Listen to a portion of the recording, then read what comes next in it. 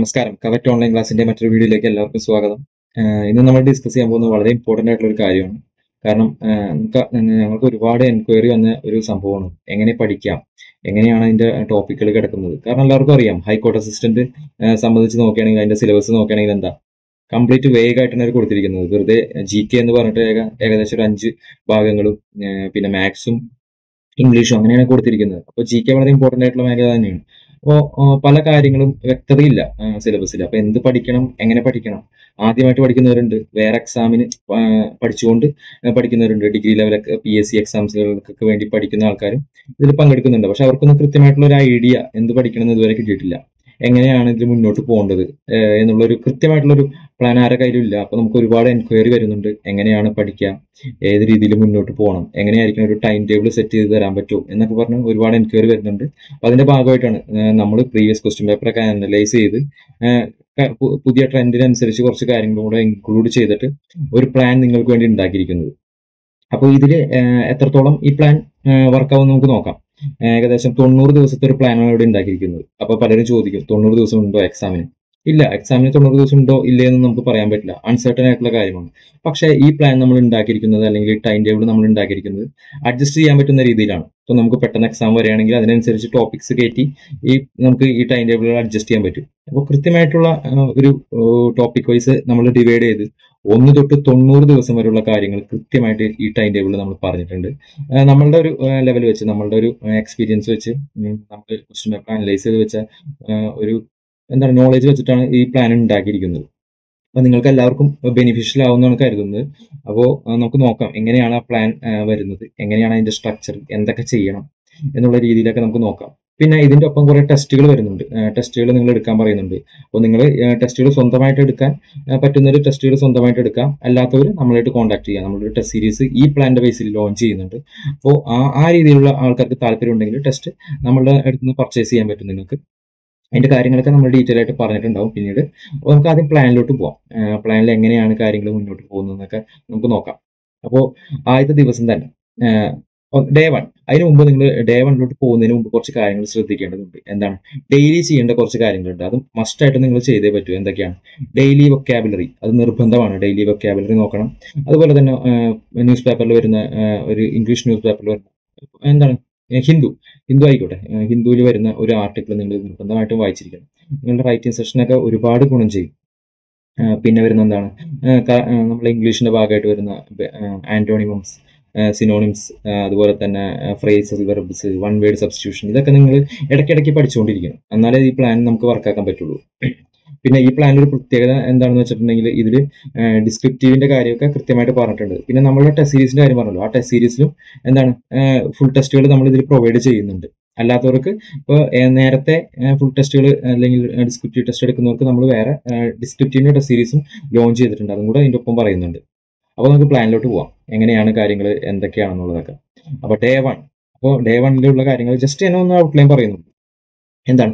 പോളിറ്റിയുടെ കാര്യം ഇവിടെ പറയുന്നുണ്ട്. എന്താണ്? പോളിറ്റി വളരെ ഇമ്പോർട്ടന്റ് ആയിട്ടുള്ള ഒരു ടോപ്പിക്കാണ്. നമുക്കറിയാം GKയുടെ കാര്യത്തിൽ എങ്ങനെയാണ് ഡിവൈഡ് ചെയ്തിരിക്കുന്നത്. പോളിറ്റി ഡിവൈഡ് ചെയ്തിട്ടുണ്ട്, ഇന്ത്യ ഫാക്ട്സ്, കേരള ഫാക്ട്സ്, അതുപോലെ തന്നെ IT, സയൻസ്, ഇങ്ങനെയുള്ള കാര്യങ്ങൾ, പിന്നെ കറണ്ട് അഫയേഴ്സ്, ഇങ്ങനത്തെ ഇത്രയാണ് പറഞ്ഞിരിക്കുന്ന പ്രാവശ്യം. അപ്പോൾ ഇതിൽ കൂടാതെ ചോദ്യങ്ങൾ ഉണ്ടായേക്കാം. അപ്പോൾ പോളിറ്റി വളരെ ഇമ്പോർട്ടന്റ് ആയിട്ടൊരു വിഷയമാണ്. പ്രത്യേകിച്ച് ഹൈക്കോർട്ട് അസിസ്റ്റന്റ് എന്ന് പറയുമ്പോൾ പോളിറ്റി വളരെ ഇമ്പോർട്ടന്റ് ആയിട്ടുള്ള ഒരു വിഷയമാണ്. അപ്പോൾ പോളിറ്റിയിൽ നിന്ന് നമ്മൾ കൃത്യമായിട്ട് ടോപ്പിക്സ് ഡിവൈഡ് ചെയ്തിട്ട് ഇവിടെ എഴുതിയിട്ടുണ്ട്. പോളിറ്റിയിൽ നിന്ന് ആദ്യത്തെ ദിവസം കോൺസ്റ്റിറ്റ്യൂന്റ് അസംബ്ലി എന്നുള്ള ടോപ്പിക്കാണ്. പിന്നെ ജിയോഗ്രഫി സംബന്ധിച്ച് കഴിഞ്ഞ പരീക്ഷയിൽ ചോദ്യങ്ങൾ വന്നിട്ടുണ്ട്. അപ്പോൾ എങ്ങനെ ജിയോഗ്രഫി പഠിക്കണം എന്നുള്ളത് ഒരു സംശയം വരും. അപ്പോൾ 8 തൊട്ട് 10 വരെയുള്ള NCERT ടെക്സ്റ്റുകൾ പഠിക്കുക. ബേസിക് ആയിട്ട് ഇന്ത്യനെ സംബന്ധിച്ചുള്ള ജിയോഗ്രഫി ആയിട്ടുള്ള കാര്യങ്ങൾ പഠിക്കുക. അങ്ങനെ ജിയോഗ്രഫിക്ക് വേണ്ടി നമ്മൾ 4-5 ക്ലാസ്സുകൾ മാറ്റി വെച്ചിട്ടുണ്ട് നിങ്ങൾക്ക് പഠിക്കാൻ വേണ്ടിയിട്ട്. അപ്പോഴേക്കും ജിയോഗ്രഫി കഴിയും. വളരെ ബേസിക് ആയിട്ടുള്ള കാര്യങ്ങൾ ജിയോഗ്രഫി പഠിച്ചാൽ മതി, അധികം ടീപ്പ് പോവരുണ്ട. അതുപോലെ തന്നെ പോളിറ്റിയും അത്യാവശ്യം നമ്മളൊരു നമ്മളുടെ ഡിഗ്രി ലെവലിൽ പഠിക്കുന്ന ആൾക്കാരാണെങ്കിൽ അതിലും കുറച്ച് മുകളിൽ ഒന്ന് പഠിക്കേണ്ട ഒരു സംഭവമാണ് പോളിറ്റി. ജിയോഗ്രഫി ആണെങ്കിൽ സെയിം ആയിട്ട് നമ്മൾ എന്താ പഠിക്കേണ്ടത്, ഡിഗ്രി ലെവലിന്റെ രീതിയിൽ തന്നെ പഠിക്കുന്ന ആവശ്യമുള്ളൂ. പിന്നെന്താ? കറണ്ട് അഫെയർ വളരെ ഇമ്പോർട്ടന്റ് ആണ്. കറണ്ട് അഫെയർ ശ്രദ്ധിക്കുക. കറണ്ട് അഫെയറിന്റെ ഇമ്പോർട്ടൻസിനെ കുറിച്ചും GKയിൽ എങ്ങനെയാണ് മാർക്ക് ഡിസ്ട്രിബ്യൂഷനെ കുറിച്ചൊക്കെ പറഞ്ഞുള്ള ഒരു വീഡിയോ നമ്മൾ ചെയ്തിട്ടുണ്ട്, നമ്മുടെ ചാനലിൽ തന്നെ കിടപ്പുണ്ട്. അതൊക്കെ ഒന്ന് ശ്രദ്ധിക്കാൻ നോക്കാം. അപ്പോൾ കറണ്ട് അഫെയർ നോക്കുകയാണെങ്കിൽ കറണ്ട് അഫെയർ വളരെ ഇമ്പോർട്ടൻ്റ് ആണ്. കറണ്ട് അഫെയറിനായിട്ട് ബന്ധപ്പെടുത്തിയാണ് പല ചോദ്യങ്ങളും പൊന്തി വന്നിരിക്കുന്നത്. ചിലപ്പോൾ വേറെ സ്റ്റാറ്റിക് പോർഷനിലെ ചോദ്യങ്ങളായിരിക്കും, പക്ഷേ കറണ്ട് അഫെയറായിട്ട് ബന്ധപ്പെടുത്തി ചോദിച്ചിട്ടുണ്ട് എന്നുള്ള കാര്യം മനസ്സിലാക്കി വെക്കുക. കാരണം ഇന്ത്യയും നേപ്പാളും തമ്മിൽ ബുദ്ധന്റെ ജന്മ സ്ഥലത്തിനെ സംബന്ധിച്ചൊരു തർക്കം നിലവിലുണ്ടായിരുന്നു. അപ്പോൾ അതിനായിട്ട് ബന്ധപ്പെട്ട് ബുദ്ധന് എവിടെ നിന്നാണ് എൻലൈറ്റ്മെന്റ് കിട്ടിയെന്ന് പറഞ്ഞാൽ ഏൻഷ്യന്റ് ഇന്ത്യ എന്നുള്ള ടോപ്പിക്കിൽ നിന്ന് ഒരു ചോദ്യം വന്നിട്ടുണ്ട്. പക്ഷേ ശരിക്കും പറഞ്ഞാൽ നമുക്ക് ഏൻഷ്യന്റ് ഇന്ത്യ ഒന്നും പഠിക്കാനില്ല, പക്ഷേ അത് കറണ്ട് അഫെയർ ആയിട്ട് ബന്ധപ്പെട്ട് വന്ന ചോദ്യമാണ്. അതുകൊണ്ട് കറണ്ട് അഫെയർ വളരെ ഇമ്പോർട്ടൻ്റ് ആണ്. കറണ്ട് അഫെയർ നമ്മൾ ദിവസവും പഠിച്ചേ പറ്റൂ. ഡെയിലി കറണ്ട് അഫെയർ കൂടാതെ നമ്മൾ ഓരോ മാസത്തെ കറണ്ട് അഫെയർ നമ്മൾ പഠിക്കണം. അപ്പോൾ ഇവിടെ നമ്മൾ പഠിക്കാൻ നമ്മൾ ഉദ്ദേശിക്കുന്നത് ഒരു വർഷത്തെ കറണ്ട് അഫെയർ ആണ്. ഒരു വർഷത്തെ കറണ്ട് അഫെയർ മാത്രമേ ചോദിക്കൂ എന്ന് ചോദിച്ചാൽ അറിയില്ല, ചിലപ്പോൾ അതിന് മുമ്പത്തെ ചോദിച്ചേക്കാം. പക്ഷേ ഏറ്റവും കൂടുതൽ ക്വസ്റ്റ്യൻസ് ഒരു വർഷത്തെ കറണ്ട് അഫെയർ ആയിരിക്കും. അതിന് മുമ്പ് ചോദിച്ചിട്ടുണ്ടെങ്കിൽ അതെന്താ ആ ഒരു ക്വസ്റ്റിന് വേണ്ടിയിട്ട് നമ്മൾ ആ വർഷം മുഴുവൻ പഠിക്കുക എന്ന് പറഞ്ഞാൽ അത് ഇമ്പോസിബിൾ ആയിട്ടുള്ള കാര്യമാണ്. അപ്പോൾ അത് കോസ്റ്റ് ബെനിഫിറ്റ് റേഷ്യോ ശരിയാവുന്നില്ല. അപ്പോൾ നമ്മൾ എന്താ ഒരു വർഷത്തെ കറണ്ട് അഫെയർ എടുക്കുന്നു. സെപ്റ്റംബർ 2020 മുതൽ സെപ്റ്റംബർ 2021 വരെയുള്ള കറണ്ട് അഫെയർ ആണ് നമ്മൾ മെയിനായിട്ട് ഈ പ്ലാനിൽ നമ്മൾ പഠിക്കാൻ ഉദ്ദേശിക്കുന്നത്. നമ്മുടെ കോച്ചിങ് രീതികളൊക്കെ ആ രീതി തന്നെയാണ് പോയിക്കൊണ്ടിരിക്കുന്നത്. അപ്പോൾ നമ്മൾ നോക്കുന്നത് എന്താ, സെപ്റ്റംബർ 2020 മുതൽ സെപ്റ്റംബർ 2021 വരെയുള്ള കറണ്ട് അഫെയർ നമ്മൾ പഠിക്കണം. അത് ദിവസവും പഠിക്കണം. ഡെയിലി കറണ്ട് അഫെയറും അതോടൊപ്പം തന്നെ മന്ത്ലി കറണ്ട് അഫെയറും നമ്മൾ കൈകാര്യം ചെയ്യണം. അപ്പോൾ എന്താ ഒരു ഫസ്റ്റ് ഡേ തന്നെ കറണ്ട് അഫെയർ വരുന്നുണ്ട്. അങ്ങനെ കറണ്ട് അഫെയർ എല്ലാ ദിവസവും വരുന്നുണ്ട്. ഞാൻ കൂടുതലായിട്ട് പറയുന്നില്ല അതിനെക്കുറിച്ച്. പിന്നെ ജിയോഗ്രഫിയുടെ കാര്യം പറഞ്ഞു. ജിയോഗ്രഫി എങ്ങനെയാണ് പഠിക്കേണ്ടത്, ബേസിക് ആയിട്ടുള്ള കാര്യങ്ങളാണ് ജിയോഗ്രഫി പഠിക്കേണ്ടത്. 8 to 10 NCERT വരുന്ന ബേസിക് ആയിട്ടുള്ള കാര്യങ്ങളും അതോടൊപ്പം ഇന്ത്യയിലെ ബേസിക് ആയിട്ടുള്ള ജിയോഗ്രഫിക്കൽ ഫീച്ചേഴ്സും കാര്യങ്ങളൊക്കെ നിങ്ങൾ പഠിക്കേണ്ടി വരും. അതൊക്കെ വളരെ കുറച്ച് സമയം മതി. പിന്നെ ഇതെന്ന് പറഞ്ഞിട്ടുണ്ടെങ്കിൽ നോട്ട് എഴുതി തയ്യാറാക്കി വളരെ ഇലാബറേറ്റ് ചെയ്ത് പഠിക്കാനല്ല, ഒന്ന് ഓടിച്ച് പഠിക്കാനുള്ള സമയം നമുക്ക് ഈ പറഞ്ഞ സമയത്തിലുള്ളൂ. അപ്പോൾ ജസ്റ്റ് കോൺസ്റ്റന്റ് അസംബ്ലി എന്ന് പറഞ്ഞാൽ ഒന്ന് ഓടിച്ച് പഠിക്കുക, എല്ലാ കാര്യങ്ങളും പഠിക്കുക, എല്ലാം എത്തി നോക്കാം. പിന്നെ എന്താ ജിയോഗ്രഫി അതുപോലെ പഠിക്കുക. എന്നിട്ട് എന്താ ടെസ്റ്റ് എഴുതാം, റിവൈസ് ചെയ്യാം. ആ കാര്യങ്ങൾ തന്നെ റിവൈസ് ചെയ്താൽ മതി. അപ്പോൾ എന്താ എന്നിട്ട് ടെസ്റ്റ് എഴുതിയിട്ടുണ്ടെങ്കിൽ നിങ്ങൾക്ക് മനസ്സിലാവും ഏതൊക്കെ കാര്യങ്ങളാണ് നിങ്ങൾക്ക് ഇമ്പ്രൂവ് ചെയ്യേണ്ടതെന്ന്. ഇപ്പോൾ Day 1, Day 2, Day 3 എന്നൊക്കെ പറഞ്ഞ് നമ്മൾ കൊടുത്തിട്ടുണ്ട് ഇതിൽ. പക്ഷേ എന്താ നിങ്ങൾക്ക് അത് ഇഷ്ടമുള്ള പോലെ നിങ്ങൾക്ക് അനുസരിച്ച് ഷഫിൾ ചെയ്യാം. ഒരാഴ്ചത്തെ ഇതിൽ പഠിച്ചാൽ മതി. ഞാൻ പറഞ്ഞുതരാം എങ്ങനെയാണ് അതിന്റെ കാര്യങ്ങൾ. പിന്നെ കേരള ഫാക്സുമായിട്ട് ബന്ധപ്പെട്ട ചോദ്യങ്ങൾ ചോദിച്ചിട്ടുണ്ട്. കേരള ഫാക്സ് ഇപ്രാവശ്യം സിലബസിൽ എടുത്ത് പറഞ്ഞിട്ടുണ്ട്. അപ്പോൾ എന്താ കേരള ഫാക്സിൽ arrival of Europeans and contribution ആണ് ആദ്യത്തെ ടോപ്പിക് വരുന്നത്. അപ്പോൾ ഇതിന് എന്താണ് അവരുടെ കോൺട്രിബ്യൂഷൻ കഴിഞ്ഞ പ്രാവശ്യം മട്ടാഞ്ചേരി പാലസുമായിട്ട് ബന്ധപ്പെട്ട ഒരു ചോദ്യം ചോദിച്ചിട്ടുണ്ട്. അതുകൊണ്ടാണ് അത് ആഡ് ചെയ്തിരിക്കുന്നത്. ഇനിയും ചോദിക്കാൻ വളരെ സാധ്യത കൂടിയ ഒരു മേഖല തന്നെയാണ്. ഡിഗ്രി സിലബസിൽ പഠിക്കുന്നവർക്ക് എന്താണ് അത് ഓൾറെഡി അവർ പഠിച്ചിട്ടുണ്ടാവും. അപ്പോൾ അത് റിവൈസ് ചെയ്യാനുള്ള ഒരു സംഭവമായിട്ട് ഈ ടൈം ടേബിളും കൂടി നിങ്ങൾക്ക് ഉപദേശിക്കാം. പിന്നെ നമ്മൾ നേരത്തെ പറഞ്ഞ പോലെ തന്നെ കറണ്ട് അഫെയറിനെ കുറിച്ചുള്ള ഒരു ടോപ്പിക്. പിന്നെ Day 3 വരെയാണെങ്കിൽ എന്താ മാത്സ് ആകെ 10 മാർക്കിന് മാത്രമേ ചോദ്യങ്ങൾ ഉള്ളൂ എങ്കിലും വളരെ ഇമ്പോർട്ടൻ്റ് ആണ് മാത്സ്. കാരണം 10ൽ 10 മാർക്ക് നമുക്ക് സ്കോർ ചെയ്യാൻ പറ്റും. ഒരു മാർക്ക് എന്താണ് ഇതിലെ 10 മാത്സിൽ വരുന്ന ടോപ്പിക്സ് കംപ്ലീറ്റ് പഠിച്ചാൽ എന്താ ആ 10 മാർക്ക് നമുക്ക് കിട്ടും. അത്രയ്ക്ക് ഡീപ്പായിട്ടൊന്നും ചോദിക്കുന്നില്ല. ഒരു പരിധി വിട്ട് എന്താണ് ഹൈ ലെവൽ ക്വസ്റ്റ്യൻസ് ഉണ്ടാവില്ലെന്നും പ്രതീക്ഷിക്കുക. അങ്ങനെയായിരുന്നു പ്രീവിയസ് ക്വസ്റ്റ്യൻ പേപ്പറിൽ. അപ്പോൾ മാത്സ് നമ്മൾ പഠിച്ചിരിക്കണം നിർബന്ധമായിട്ട്. മാത്സ് നമ്മൾ Day 3 ഇൻക്ലൂഡ് ചെയ്തിട്ടുണ്ട്. അതുപോലെ തന്നെ ജിയോഗ്രഫിയുടെ ബാക്കി വരുന്ന ഭാഗങ്ങൾ നിങ്ങൾ കംപ്ലീറ്റ് ചെയ്യാൻ ശ്രമിക്കുക. പിന്നെ Day 3 കറണ്ട് അഫെയർ ഇൻക്ലൂഡ് ചെയ്തു. അതിനുശേഷം വരുന്നത് Day 4 ആണ്. അതിലെങ്ങനെയാണ് ഇംഗ്ലീഷ് സബ്ജക്ട് വെർബ് എഗ്രിമെന്റിനെ കുറിച്ച് പറഞ്ഞിട്ടുണ്ട്. അത് ജസ്റ്റ് ഒരു ഐഡിയ മനസ്സിലാക്കി വെക്കുക. കൂടുതലായിട്ടും ഇംഗ്ലീഷ് എന്ന് പറയുമ്പോൾ എന്താ സബ്ജക്ട് വെർബ് എഗ്രിമെന്റിന്റെ തിയറി ഒന്ന് ഓടിച്ച് പഠിച്ചതിന് ശേഷം അതിനായിട്ടുള്ള പ്രാക്ടീസ് ക്വസ്റ്റ്യൻസ് ചെയ്യാൻ ശ്രമിക്കുക. എന്നാലേ നിങ്ങൾക്ക് ഇംഗ്ലീഷിലുള്ള ഒരു നോളജ് സിമെന്റഡ് ആവുള്ളൂ, ഒരു കോൺക്രീറ്റഡ് ആവുള്ളൂ നിങ്ങളിൽ. അപ്പോൾ മാക്സിമം ക്വസ്റ്റ്യൻസ് ചെയ്യാൻ ശ്രമിക്കുക. പിന്നെ ഇംഗ്ലീഷ് നിങ്ങൾക്ക് എത്ര നല്ല ക്ലാസ്സസ് ഒന്നും കിട്ടിയിട്ട് കാര്യമില്ല. ഉള്ള പ്രാക്ടീസാണ് ഇംഗ്ലീഷ് നമ്മളെ പിടിച്ചു നിർത്തുന്നത്. ഇംഗ്ലീഷ് നമുക്ക് സ്വയം പഠിക്കാൻ പറ്റുന്നതാണ്. പ്രാക്ടീസാണ് ഇംഗ്ലീഷിൽ ഏറ്റവും വലുത്. അപ്പോൾ ക്വസ്റ്റ്യൻസിലൂടെ പോകാൻ ശ്രമിക്കുക. അങ്ങനെയാണ് നമ്മൾ ഈ ടൈം ടേബിൾ ഡിസൈൻ ചെയ്തിരിക്കുന്നത്. പിന്നെ വരുന്നത് നമ്മൾ പോളിറ്റി പറഞ്ഞ ടോപ്പിക്. നെക്സ്റ്റ് ടോപ്പിക് വരുന്നു ജിയോഗ്രഫി, അതിന്റെ കണ്ടിന്യൂവേഷൻ പഠിക്കുക. അതുപോലെ തന്നെ Day 5 വരുമ്പോൾ ഇംഗ്ലീഷിൽ ടെൻസസിനെ ഫോക്കസ് ചെയ്തിട്ട് കുറച്ച് ക്വസ്റ്റ്യൻസും കാര്യങ്ങളും അതിന്റെ ബേസിക് ആയിട്ടുള്ള കാര്യങ്ങളൊക്കെ പഠിക്കാൻ ശ്രമിക്കുക. Day 6 വരുന്നത് ഇംഗ്ലീഷ് വീണ്ടും ടെൻസസ് വരുന്നു, ബാക്കിയുള്ള കാര്യങ്ങൾ ചെയ്യാം. അപ്പോൾ ഇത് നമ്മൾ ഓരോ ദിവസം പറഞ്ഞിട്ടുണ്ട്. വേണമെങ്കിൽ നിങ്ങൾക്ക് ദിവസമായിട്ട് ഫോളോ ചെയ്യാം, അല്ലെങ്കിൽ ഒരു ആഴ്ച എന്ന രീതിയിൽ ഈ ടോപ്പിക്കൊക്കെ എടുത്തിട്ട് ഈ ആഴ്ചയിൽ മൊത്തമായിട്ട് പഠിക്കാം. എന്താണെന്ന് വെച്ചാൽ നിങ്ങൾക്ക് തീരുന്നത് ചില നിങ്ങൾക്ക് എളുപ്പമായിരിക്കാം, ചിലപ്പോൾ നിങ്ങൾക്ക് ഒരു ദിവസം വേണ്ടി വരില്ല, ചിലപ്പോൾ നിങ്ങൾക്ക് പഠിച്ച ടോപ്പിക് ആയിരിക്കും. അപ്പോൾ ഒരാഴ്ച എന്ന രീതിയിൽ അതൊന്ന് ജസ്റ്റ് റിവൈസ് ചെയ്ത് പോവാം. എന്നിട്ട് എന്താ നമ്മൾ 7ാം ദിവസം നമ്മൾ റിവിഷനിലോട്ട് പോവുകയാണ്. ഈ പറഞ്ഞ കാര്യങ്ങളൊക്കെ ഒന്ന് ഓർഡർ ആക്കിയിട്ട് പഠിച്ചു വെക്കാം. അതിനുശേഷം നമ്മൾ ടെസ്റ്റ് എടുക്കണം. നിർബന്ധമായിട്ടും ഒരു ടെസ്റ്റ് എടുക്കണം. കാരണം എന്താ വെച്ചാൽ ടെസ്റ്റ് നമ്മളെ വിജയിപ്പിക്കുന്നതിന് വളരെ പ്രാധാന്യമുണ്ട്. ടെസ്റ്റ് നിങ്ങൾക്ക് സ്വന്തമായിട്ട് വേണമെങ്കിൽ സ്വന്തമായിട്ട് ചെയ്യാം. പക്ഷേ എന്താണ് കവറ്റ് ഓൺലൈൻ ക്ലാസ്സസ് നിങ്ങൾക്ക് ഇതേ ഒരു പാറ്റേണിൽ അല്ലെങ്കിൽ ഇതേ ഒരു പ്ലാൻ വെച്ചിട്ട് ടെസ്റ്റ് സീരീസ് ലോഞ്ച് ചെയ്യുന്നുണ്ട്. അപ്പോൾ എന്താണ് ഡിസ്ക്രിപ്റ്റീവും എല്ലാം അതിൽ ഉൾപ്പെടുത്തിയിട്ടാണ് നമ്മൾ ലോഞ്ച് ചെയ്യുന്നത്. അപ്പോൾ അത് വേണമെങ്കിൽ നിങ്ങൾക്ക് അതെടുക്കാം. പിന്നെ നമുക്ക് അടുത്ത ആഴ്ചയിലോട്ട് പോകാം. അടുത്ത സെക്കൻഡ് വീക്കിൽ വരുമ്പോൾ ഡേ 9 വരുന്ന പോളിറ്റിയിലെ ബാക്കി, പിന്നെ കറണ്ട് അഫയേഴ്സ്. കണ്ടോ, ഇവിടെയൊക്കെ വളരെ എളുപ്പമുള്ള ടോപ്പിക്കാണ് നമ്മൾ കൊടുത്തിരിക്കുന്നത്. Union and its territories, citizenship, അതൊക്കെ വളരെ കുറച്ച് പഠിക്കാനുള്ളൂ. അതിനായിട്ട് ബന്ധപ്പെട്ട സിറ്റിസൺഷിപ്പിനായിട്ട് ബന്ധപ്പെട്ട കറണ്ട് അഫയർ നമ്മൾ പഠിക്കണം കേട്ടോ. അപ്പോൾ വളരെ എളുപ്പമുള്ള ടോപ്പിക്കാണ് കൊടുത്തിരിക്കുന്നത്. അപ്പോൾ എങ്ങാനും പരീക്ഷ കയറി വരികയാണെങ്കിൽ നമുക്ക് ഒരു ടോപ്പിക്ക് അവിടെ നിന്ന് എടുത്തിട്ട് ഇവിടെ കൊണ്ട് ഇട്ടിട്ടുണ്ടെങ്കിൽ വലിയ ബുദ്ധിമുട്ടിലാണ് നമുക്ക് തീരും. അപ്പോൾ നിങ്ങൾക്ക് ബുദ്ധിമുട്ടില്ലാത്ത രീതിയിലാണ് ഈ ടൈം ടേബിൾ തയ്യാറാക്കിയിരിക്കുന്നത്. മാക്സിമം എഫിഷ്യൻസി വരുന്ന രീതിയിലാണ് നമ്മൾ തയ്യാറാക്കിയിരിക്കുന്നത്. പിന്നെ വരുന്നത് ഇംഗ്ലീഷിലെ പാർട്സ് ഓഫ് സ്പീച്ചിന്റെ കാര്യമാണ്. ആ പാർട്സ് ഓഫ് സ്പീച്ചിൽ എന്താണ്, നൗണും പ്രൊനൗണും ആണ് നമ്മൾ ഡേ 10 പഠിക്കേണ്ടത്. ബാക്കി വരുന്ന കാര്യങ്ങൾ അടുത്ത ദിവസങ്ങളിൽ പഠിക്കും. പിന്നെ കേരള ഫാക്സുമായിട്ട് ബന്ധപ്പെട്ട് എന്താ, കേരള ഫാക്സുമായിട്ട് ബന്ധപ്പെട്ടിട്ട് കേരള ജിയോഗ്രഫിയിൽ നിന്നും കുറച്ച് ക്വസ്റ്റ്യൻസ് ഉണ്ട്. പിന്നെ കറണ്ട് അഫെയർ ആയിട്ടുള്ള ടോപ്പിക്കും നമ്മൾ ഡേ 10 പഠിക്കാൻ ശ്രമിക്കുക.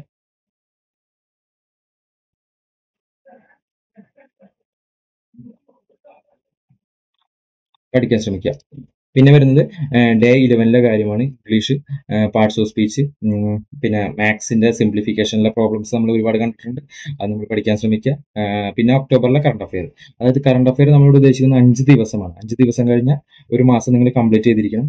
പിന്നീട് 5 ദിവസം കഴിഞ്ഞാൽ അടുത്ത മാസത്തേക്ക് നിങ്ങൾ പോകണം. അങ്ങനെയാണ്. അപ്പോൾ സെപ്റ്റംബറിൽ 5 ദിവസം കഴിഞ്ഞപ്പോൾ സെപ്റ്റംബറിലെ കറണ്ട് അഫെയർ 5 ദിവസം കൊണ്ട് നമ്മൾ തീർത്തു. പിന്നീട് നമ്മൾ ഒക്ടോബറിലേക്ക് മൂവ് ചെയ്തു. പിന്നെ എന്താണ്, ഇംഗ്ലീഷിലെ ടോപ്പിക്സ് ഇവിടെ കൊടുത്തിട്ടുണ്ട്. ഇനി ഞാൻ ജസ്റ്റ് ഒന്ന് ഓടിച്ച് പറയുള്ളൂ. ഇംഗ്ലീഷ്, ഇന്റർജംഗ്ഷൻ, പോളിറ്റി, ഇങ്ങനെ വരുന്ന കാര്യങ്ങളൊക്കെ കൂടിക്കൊണ്ട് എന്താണ്, ഒരു ആഴ്ചയും കൂടെ കഴിഞ്ഞു. അതിൽ റിവിഷൻ വരുന്നു, ടെസ്റ്റ് വരുന്നു. അപ്പോൾ ഇങ്ങനത്തെ ഒരു ടെസ്റ്റ് ചെയ്തിട്ടുണ്ടെങ്കിൽ നിങ്ങൾ എത്രത്തോളം പഠിച്ചു, എത്രത്തോളം എഫിഷ്യൻ്റ് ആണെന്നുള്ള കാര്യങ്ങൾ മനസ്സിലാക്കും.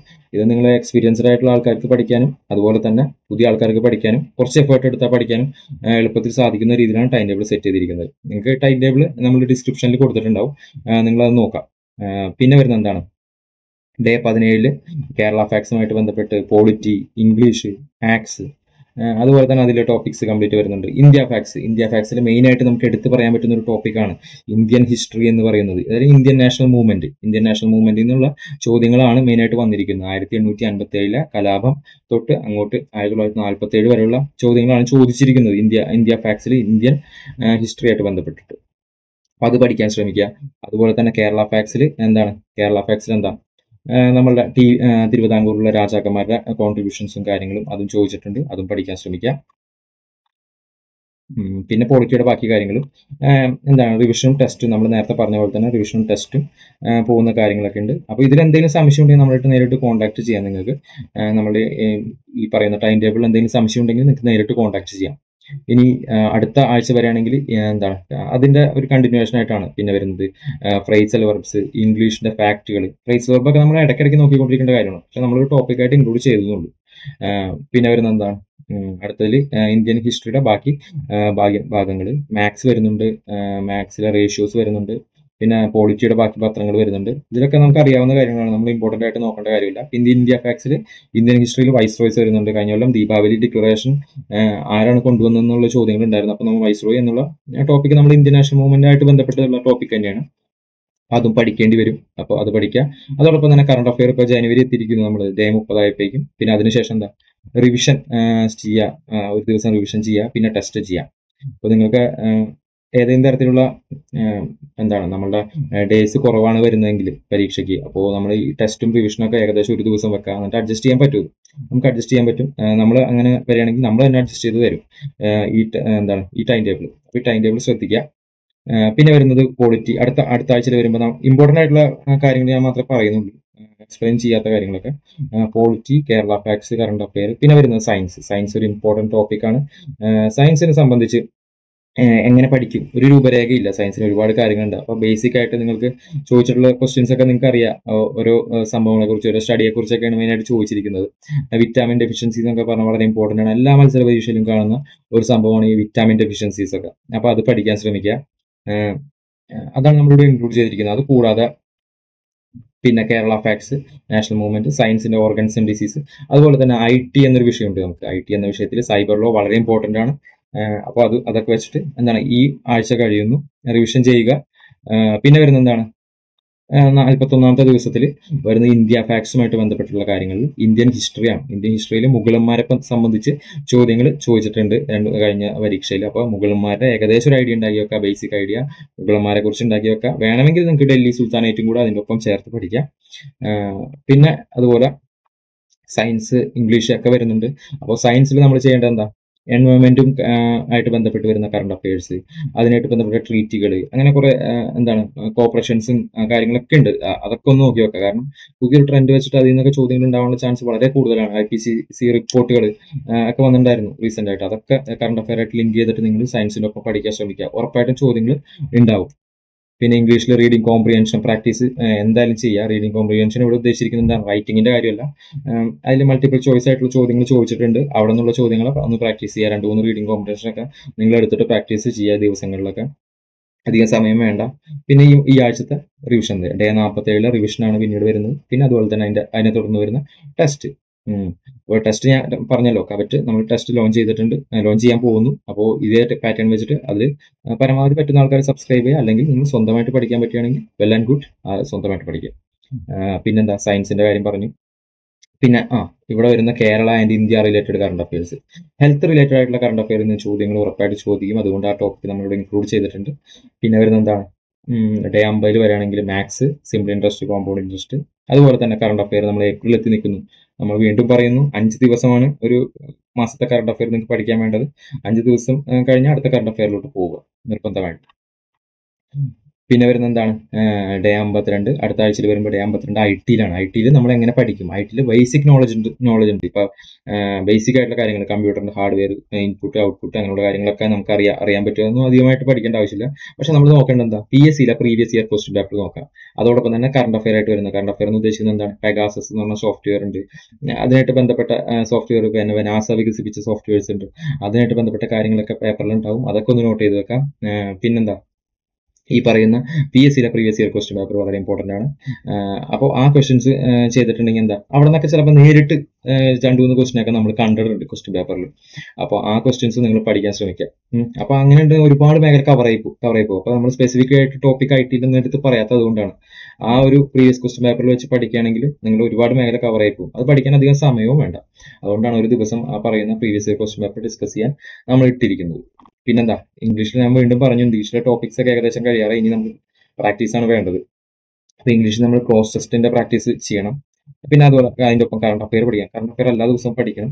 പിന്നെ പോളിറ്റിയുടെ ഇമ്പോർട്ടന്റ് ആയിട്ട് വരുന്ന കേസസ്, ഇമ്പോർട്ടന്റ് ആയിട്ട് വരുന്ന കേസസ് നമ്മൾ എന്തായാലും പഠിക്കണം. കാരണം എന്ന് വെച്ചാൽ കേസസിന്റെ ചോദ്യങ്ങൾ ഉറപ്പായിട്ടുണ്ടാവും. കഴിഞ്ഞ പ്രാവശ്യം ഉണ്ടായിരുന്നു, ഇപ്രാവശ്യം ഉണ്ടാവും.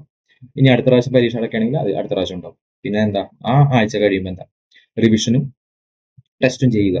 നിങ്ങൾ എന്നിട്ട് നിങ്ങളുടെ എന്താണ് എററുകൾ നിങ്ങൾ റെക്ടിഫൈ ചെയ്ത് മുന്നോട്ട് പോകാൻ ശ്രമിക്കുക. മനസ്സിലായില്ലേ?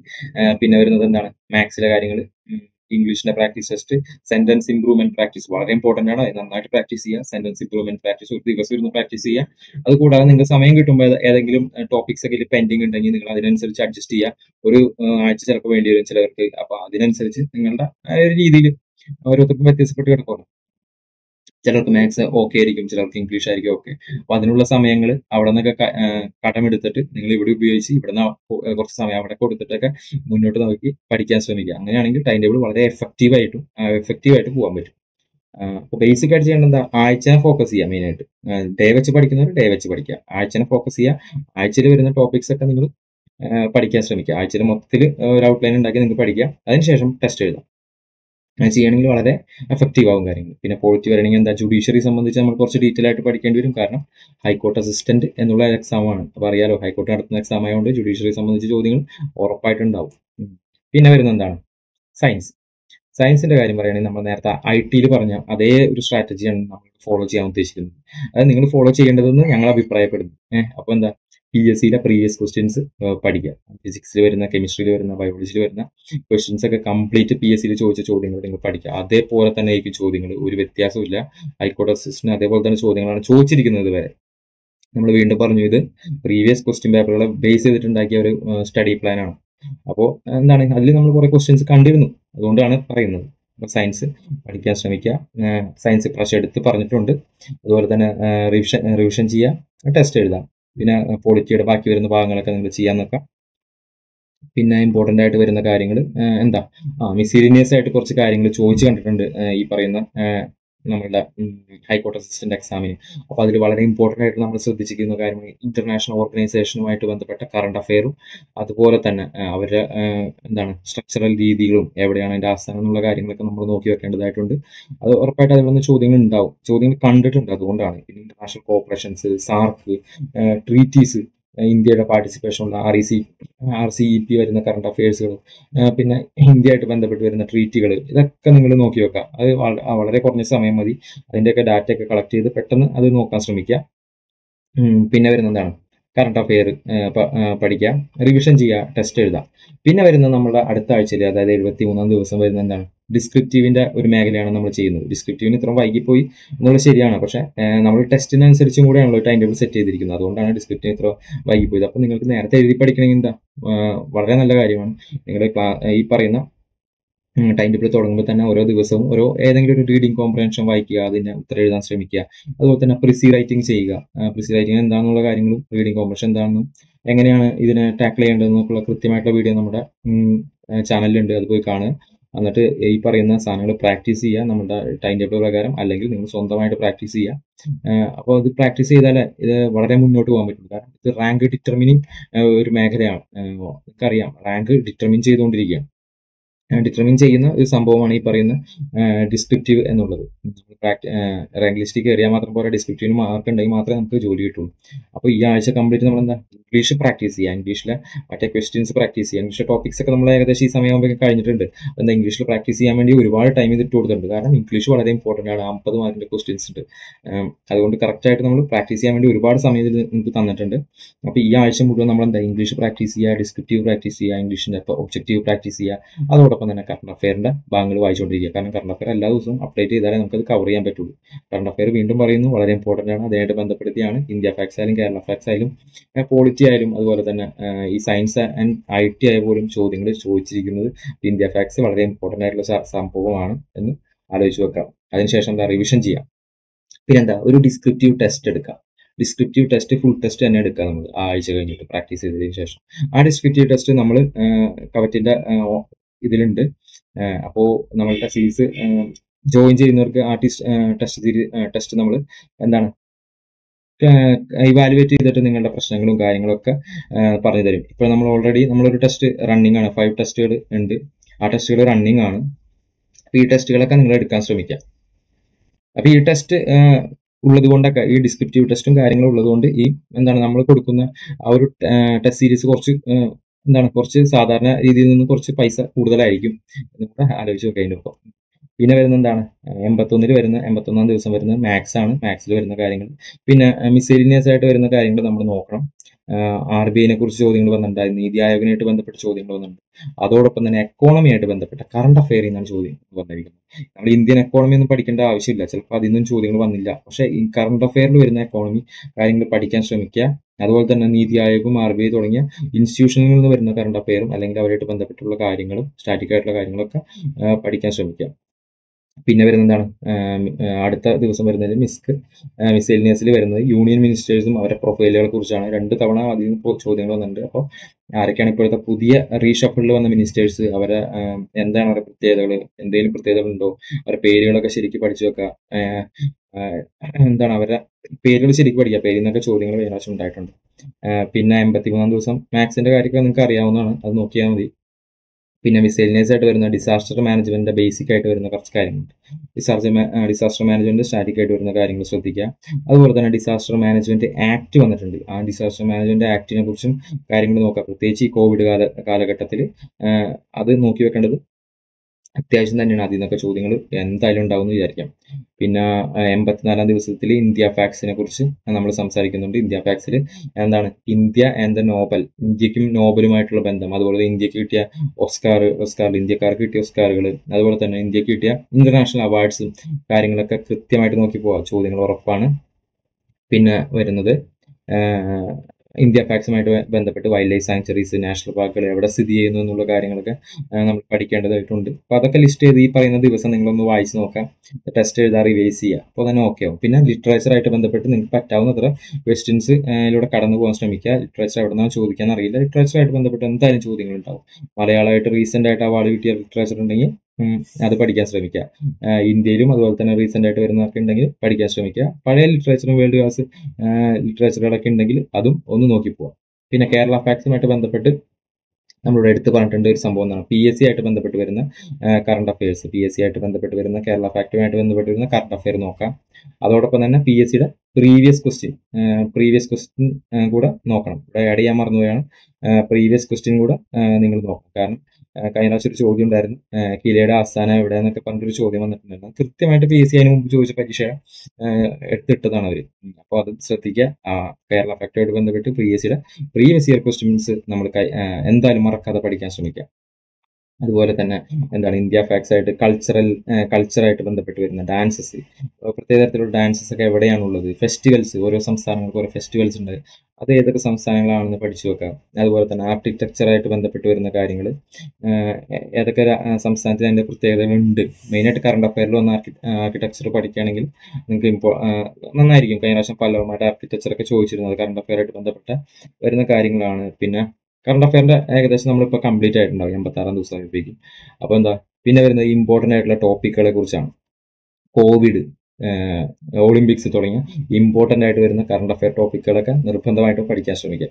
നിർബന്ധമാണ്, കാരണം അതിൽ നിന്നൊക്കെ ചോദ്യങ്ങൾ ഉറപ്പായിട്ടുണ്ടാവും. ഗവൺമെന്റ് 87 ദിവസം വരുമ്പോൾ എന്താണ് ഗവൺമെന്റ് സ്കീമുകളെ കുറിച്ച് പഠിക്കുക.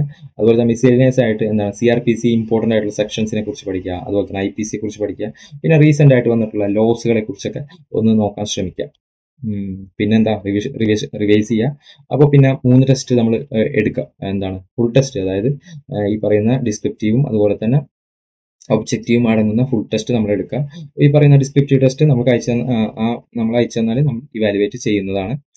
ഇതിനായിട്ട് എന്താണ് നമ്മൾ ഏകദേശം 90 ദിവസത്തെ പ്ലാൻ. ഇതിലെല്ലാ കാര്യങ്ങളും ഒരുവിധം പരീക്ഷ വരുന്ന എല്ലാ കാര്യങ്ങളെക്കുറിച്ചും ഇതിൽ ഡിസ്കസ് ചെയ്തിട്ടുണ്ട് എന്ന് ഞങ്ങൾ വിശ്വസിക്കുന്നു. നമ്മളൊരു സ്ട്രാറ്റജി വെച്ചിട്ട് ഏകദേശം എല്ലാ കാര്യങ്ങളും നമ്മളിതിൽ പറഞ്ഞു പോയിട്ടുണ്ട്. അപ്പോൾ നിങ്ങൾ ഇതൊക്കെ ജസ്റ്റ് പഠിക്കാൻ ശ്രമിക്കുക. അതോടൊപ്പം തന്നെ ടെസ്റ്റുകൾ ഈ പറയുന്ന പ്ലാൻ വെച്ചിട്ട് ടെസ്റ്റുകൾ വേണ്ടവർ നമ്മളായിട്ട് കോൺടാക്ട് ചെയ്യുക. കോൺടാക്ട് ചെയ്യേണ്ട ഡീറ്റെയിൽസും കാര്യങ്ങളൊക്കെ ഡിസ്ക്രിപ്ഷനിലോ അല്ലെങ്കിൽ കമന്റ് ബോക്സിലൊക്കെ ഉണ്ടാവും. ചിലപ്പോൾ കമന്റ് ബോക്സിൽ ഒരു ലിങ്ക് ഉണ്ടാവും. ആ ലിങ്കിൽ കയറിയാൽ നിങ്ങൾക്ക് ഈ ടെസ്റ്റ് സീരീസിന്റെ ഒരു വാട്സപ്പ് ഗ്രൂപ്പിൽ എത്താൻ സാധിക്കും. ആ വാട്സപ്പ് ഗ്രൂപ്പിൽ കൂടുതൽ ഡീറ്റെയിൽസും കാര്യങ്ങളൊക്കെ നമ്മൾ പറയും. ജസ്റ്റ് നമ്മൾ ടെസ്റ്റ് മാത്രമാണ് പ്രൊവൈഡ് ചെയ്യുന്നത്, ഒരിക്കലും മെറ്റീരിയൽസും കാര്യങ്ങളല്ല നമ്മൾ പ്രൊവൈഡ് ചെയ്യുന്നത് നമുക്ക് മനസ്സിലാക്കി വെക്കാം. പിന്നെ നമ്മൾ ഡെയിലി ചെയ്യേണ്ട കുറേ കാര്യങ്ങളെക്കുറിച്ച് പറഞ്ഞിട്ടുണ്ടായിരുന്നു. ഡെയിലി കറണ്ട് അഫയർ നോക്കണം, നിർബന്ധമായിട്ടുള്ള കാര്യമാണ്. അതുപോലെ തന്നെ വൊക്കാബ്സ്, സിനോണിംസ് ഒക്കെ, ആന്റോണിംസ്, അതുപോലെ തന്നെ എന്താണ് one word substitutions, idioms and spaces, ഈ ഒക്കെ ദിവസം പഠിക്കാൻ ശ്രമിക്കുക. വൊക്കാബ്സ് എന്നൊക്കെ പറഞ്ഞാൽ ഒരു 5-10 വൊക്കാബ്സ് നമ്മൾ ഒരു ദിവസം പഠിച്ചിരിക്കുക നിർബന്ധമാണ്. നമുക്ക് റൈറ്റിംഗിൽ ഒരുപാട് ഗുണം ചെയ്യുന്ന പരിപാടിയാണ്. റൈറ്റിംഗ് പ്രാക്ടീസും പറ്റുവാണെങ്കിൽ ഡെയിലിയോ ആഴ്ചക്കണക്കിന് എന്ന് ചെയ്യാൻ ശ്രമിക്കുക. അത് ചെയ്യാൻ പറ്റാത്തവർ നമ്മുടെ ടെസ്റ്റ് സീരീസിൽ ജോയിൻ ചെയ്യുക. നമ്മൾ അതിനുവേണ്ടിയുള്ള സംവിധാനം പ്രൊവൈഡ് ചെയ്യുന്നുണ്ട്. പിന്നെ ഡെയിലി ആർട്ടിക്കിൾ വായിക്കുക. ഈ ആർട്ടിക്കിൾ വളരെ ഇമ്പോർട്ടൻ്റ് ആണ്, ആർട്ടിക്കിൾ വായന. കാരണം നമ്മളൊരു ഷോർട്ട് എസ്സേ ഒക്കെ എഴുതേണ്ടി വരികയാണെങ്കിൽ എന്താണ് ഈ പറയുന്ന ആർട്ടിക്കിൾ റീഡിങ്ങിൽ നിന്ന് ഡാറ്റ നിങ്ങൾക്ക് വളരെ ഇമ്പോർട്ടൻ്റ് ആയിരിക്കും. അതുപോലെ തന്നെ ആർട്ടിക്കിളിലെ യൂസേജും കാര്യങ്ങളൊക്കെ നിങ്ങൾക്ക് കൃത്യമായിട്ട് നമുക്ക് റീപ്രൊഡ്യൂസ് ചെയ്യാൻ പറ്റും. അതായത് നിങ്ങളുടേതായ രീതിയിൽ റീപ്രൊഡ്യൂസ് ചെയ്യാൻ പറ്റും. ആർട്ടിക്കിൾ റീഡിങ്ങും വളരെ ഇമ്പോർട്ടൻ്റ് ആണ്. ഇതാണ് നമ്മളുടെ 90 ദിവസത്തെ പ്ലാൻ. അപ്പോൾ ഇനി നമ്മളുടെ ടെസ്റ്റ് സീരീസിനെ കുറിച്ച് പറയാം. ടെസ്റ്റ് സീരീസിനെ കുറിച്ച് പറയുകയാണെങ്കിൽ ഏകദേശം 999 രൂപയാണ് ടെസ്റ്റ് സീരീസിന്റെ വില. നമ്മൾ ഈ പറയുന്ന പ്ലാൻ അനുസരിച്ചാണ് ചെയ്യുന്നത്. പ്ലാൻ അനുസരിച്ച് കൃത്യമായിട്ട് ഈ പറയുന്ന 8-ാം ദിവസം ഓരോ ടെസ്റ്റുകൾ ഇടും. പിന്നെ അതുപോലെ തന്നെ ഡിസ്ക്രിപ്റ്റീവ് ടെസ്റ്റ് എന്ത് ചെയ്യണം, ഇവാലുവേറ്റ് ചെയ്യും. ഡിസ്ക്രിപ്റ്റീവ് ടെസ്റ്റ് ഇവാലുവേറ്റ് ചെയ്യുന്നതുകൊണ്ടാണ് നമുക്ക് ഈ റേറ്റിലോട്ട് വന്നത്. അല്ലെങ്കിൽ ഇതിലും താഴെ ആയിരിക്കും. ഡിസ്ക്രിപ്റ്റീവ് ടെസ്റ്റ് ഇവാലുവേഷൻ വളരെ ഇമ്പോർട്ടൻ്റ് ആണ്, ഒരുപാട് സമയം എടുക്കുന്നതാണ്. അതുകൊണ്ടാണ് ഇത്രയും റേറ്റ് വന്നത്. അത് കൂടാതെ തന്നെ എന്താണ് ഈ കറക്റ്റ് ആയിട്ടുള്ള പ്ലാൻ പാലിച്ച് നിങ്ങൾ മുന്നോട്ട് പോവുകയാണെങ്കിൽ ഉറപ്പായിട്ടും നിങ്ങൾക്ക് വിജയം ഉണ്ടാകുന്നത് തന്നെയാണ് ഞങ്ങൾ വിശ്വസിക്കുന്നത്. ടെസ്റ്റുകൾ എടുക്കാൻ മറക്കരുത്. സ്വന്തമായിട്ട് ഇപ്പോൾ നമ്മൾ ടെസ്റ്റ് സീരീസ് ചേരാൻ താല്പര്യമുള്ളവർ ഈ പ്ലാൻ നിങ്ങളുടേതായ രീതിയിൽ പഠിക്കുക. അത് നമ്മൾ ഡിസ്ക്രിപ്ഷനിൽ ഈ പ്ലാന്റെ PDF കൊടുത്തിട്ടുണ്ടാവും. നിങ്ങൾ അത് ഡൗൺലോഡ് ചെയ്യുക. നിങ്ങൾ അതോടൊപ്പം തന്നെ സ്വന്തമായിട്ട് പഠിക്കുക. അല്ലാത്തവർക്ക് പറ്റാത്തവരുണ്ടാവുമല്ലോ, അല്ലാത്തവർ നമ്മളുടെ ഈ ടെസ്റ്റ് സീരീസിൽ ജോയിൻ ചെയ്യുക. ഒബ്ജക്റ്റീവ് അതുപോലെ തന്നെ ഡിസ്ക്രിപ്റ്റീവ് ഉൾപ്പെടുന്ന ഒരു ടെസ്റ്റ് സീരീസ് ആണ്. വേറൊരു ഇൻസ്റ്റിറ്റ്യൂട്ടുകളും കാര്യങ്ങളൊക്കെ ഇങ്ങനത്തെ ടെസ്റ്റ് സീരീസ് ഇൻട്രൊഡ്യൂസ് ചെയ്തിട്ടില്ല എന്ന് വിശ്വസിക്കുന്നു. അപ്പോൾ നമ്മൾ വളരെ സെർച്ച് ചെയ്തിട്ട് നമ്മൾ ചെയ്തിരിക്കുന്ന ഒരു 90 ഡേയ്സ് പ്ലാൻ ആണ്. അപ്പോൾ പ്രീവിയസ് ക്വസ്റ്റ്യൻ പേപ്പറാണ് മെയിനായിട്ട് നമ്മൾ ഉദ്ദേശിച്ചിരിക്കുന്നത്. അറിയാലോ, ഈ പറയുന്ന സംഭവങ്ങൾ കംപ്ലീറ്റ് വേഗമായിട്ടാണ് സിലബസ് കൊടുത്തിരിക്കുന്നത്. അപ്പോൾ നമ്മൾ ഉറപ്പായിട്ടും നമ്മുടെ ഈ പറയുന്ന ടെസ്റ്റ് സീരീസിൽ ചേരാം. നിങ്ങൾ 90 ദിവസം കൊണ്ട് എന്തായാലും നിങ്ങൾക്ക് പഠിച്ച് മുന്നേറാൻ പറ്റും ഈ പറയുന്ന ടൈം ടേബിൾ ആണെങ്കിൽ. ഞാൻ വീണ്ടും പറയുന്നു, ഈ ടൈം ടേബിളിൽ ഒരുപാട് ഗ്യാപ്പുകൾ ഞാൻ ഇട്ട് വെച്ചിട്ടുണ്ട്. ഗ്യാപ്പുകൾ എന്ന് പറഞ്ഞിട്ടുണ്ടെങ്കിൽ ചില വിഷയങ്ങളൊക്കെ ചില ദിവസങ്ങളിൽ വളരെ അത്ര സമയം വേണ്ട. അപ്പോൾ അവരെന്ത് ചെയ്യുക, അഡ്ജസ്റ്റ്മെന്റ് ചെയ്യാം. ഈ പറയുന്ന എക്സാം ഡേറ്റ് കയറി വരികയാണെങ്കിൽ ഇത് ഏകദേശം 3 മാസത്തെ പ്ലാനാണ് ഇട്ടിരിക്കുന്നത്. നമ്മളുടെ ടെസ്റ്റ് സീരീസ് സ്റ്റാർട്ട് ചെയ്യുന്നത് ഏകദേശം സെപ്റ്റംബർ 15ഓടെയാണ്. ബാക്കിയുള്ള ഡീറ്റെയിൽസ് വരും വീഡിയോയിലും അല്ലെങ്കിൽ നമ്മുടെ ചുവടെയുള്ള ഈ പറയുന്ന കമന്റ് ബോക്സിലുള്ള വാട്സപ്പ് ലിങ്കിൽ കയറിയിട്ട് നിങ്ങൾ കമന്റ് ബോക്സിലും ഡിസ്ക്രിപ്ഷനിലും വാട്സപ്പ് ലിങ്ക് ഉണ്ടാവും. അതിൽ കയറിയിട്ട് നിങ്ങൾ എന്ത് ചെയ്യണം, നമ്മുടെ വാട്സപ്പ് ഗ്രൂപ്പിൽ വന്നാൽ അവിടെയും ഡീറ്റെയിൽസ് നിങ്ങൾക്ക് കൃത്യമായിട്ട് പറഞ്ഞു തരുന്നു. അപ്പോൾ 90 ദിവസം കൊണ്ട് നമ്മുടെ മുമ്പിൽ വളരെ എഫിഷ്യൻ്റ് ആയിട്ട് പഠിക്കുക. പലരും പല കാര്യങ്ങളും പഠിച്ചിരിക്കുകയായിരിക്കും. ഡിഗ്രി ലെവൽ സിലബസിന് വേണ്ടിയിട്ട് പഠിച്ചിട്ടുണ്ടാവും. കുറെ പേര് ഇതിന് വേണ്ടിയിട്ട് തന്നെ അവരുടെയൊക്കെ കുഴഞ്ഞു മറിഞ്ഞ് കിടക്കുകയായിരിക്കും.